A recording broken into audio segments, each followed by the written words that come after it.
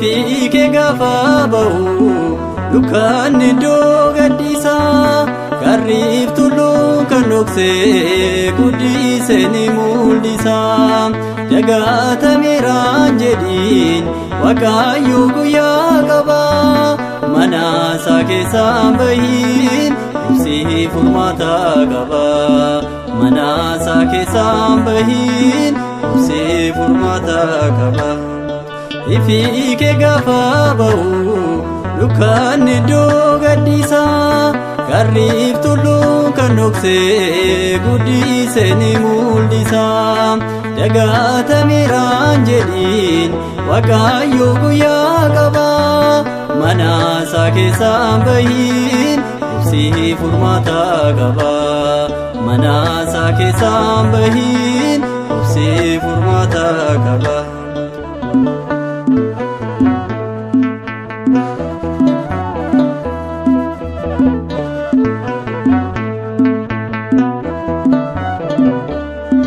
Abbaa jaalala dhugaa obdiin kee nagaa margaa roon kee fagoodhaadha garaa namaa ni argaa.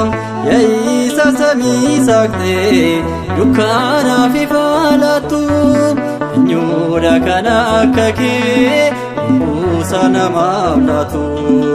Injiru kana akka kee buusa namaaf laatu. Ifike gaafa ba'u dukkaan iddoo gadhiisaa garriif tulluu kan dhoksee guddisee ni mul'isa. Dagaatameeraan jedhiin Waaqayyo guyyaa qaba mana isaa keessaan bahiin ibsii furmaata qaba. Mana isaa keessaan bahiin ibsii furmaata qaba.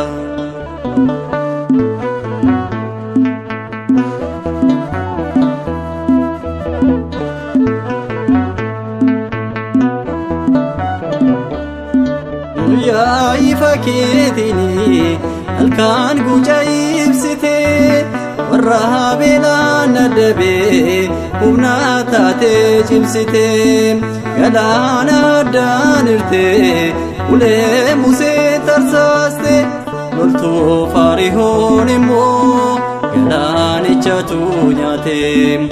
Loltuu Faarihoon immoo galaanichatu nyaatee.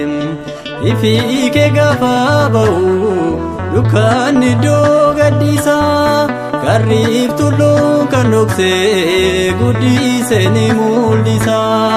Dagaatameeraan jedhiin Waaqayyo guyyaa qaba mana isaa keessaan bahiin ibsii furmaata qaba. Mana isaa keessaan bahiin ibsii furmaata qaba.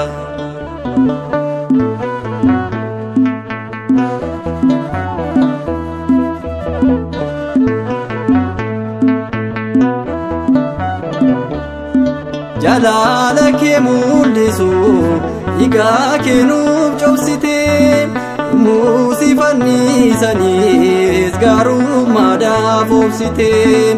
Yaa Waaqa Israa'elootaaf geggeessa Musee kaastee wanjoo Faarihoon keessaa saba gabroomee baastee. Wanjoo Faarihoon keessaa saba gabroomee baastee.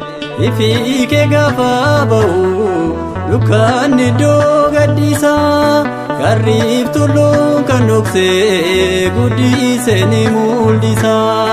Dagaatameeraan jedhiin Waaqayyo guyyaa qaba mana isaa keessaan bahiin ibsii furmaata qaba. Mana isaa keessaan bahiin ibsii furmaata qaba.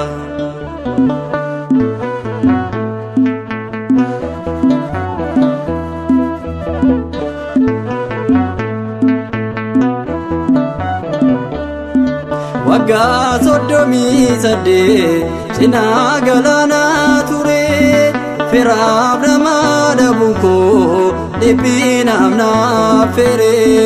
Dagaatameera se'ee anaaf dikoo kutatu abduu feera abbaan koo maqaan isaa ulfaatu na fayyise abbaan koo maqaan isaa ulfaatu.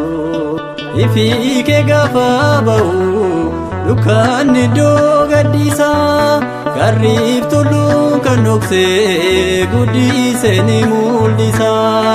Dagaatamiraan jedhiin Waaqayyo guyyaa qaba mana isaa keessaan bahiin dhufsi furmaata qaba mana isaa keessaan bahiin dhufsi furmaata qaba.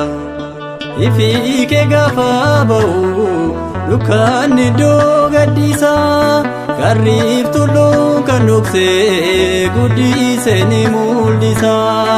Dagaatamiraan jedhiin Waaqayyo guyyaa qaba mana isaa keessaan bahiin dhufsi furmaata qaba mana isaa keessaan bahiin dhufsi furmaata qaba.